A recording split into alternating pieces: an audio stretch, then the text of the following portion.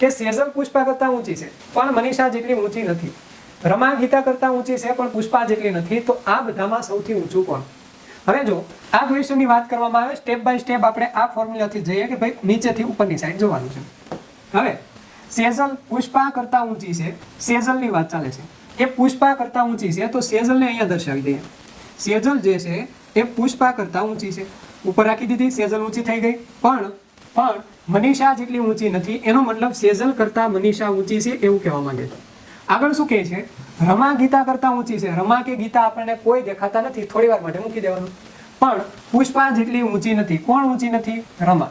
એનો મતલબ કે પુષ્પા કરતાં રમા નીચી છે, તો રમાને આપણે અહીંયા દર્શાવવી પડે.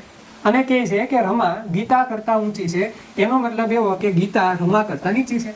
તો હવે આપણને અહીંયા 5 વ્યક્તિ મળી ગયા કે મનીષા, સેજલ, પુષ્પા, રમા અને ગીતા. ક્વેશ્ચનમાં શું કીધું કે આમાં બધામાં સૌથી ઊંચું કોણ? તો તમને આની અંદર સૌથી ઊંચું કોણ દેખાય છે? તો અહીંયા આપણો આન્સર શું બનશે? મનીષા.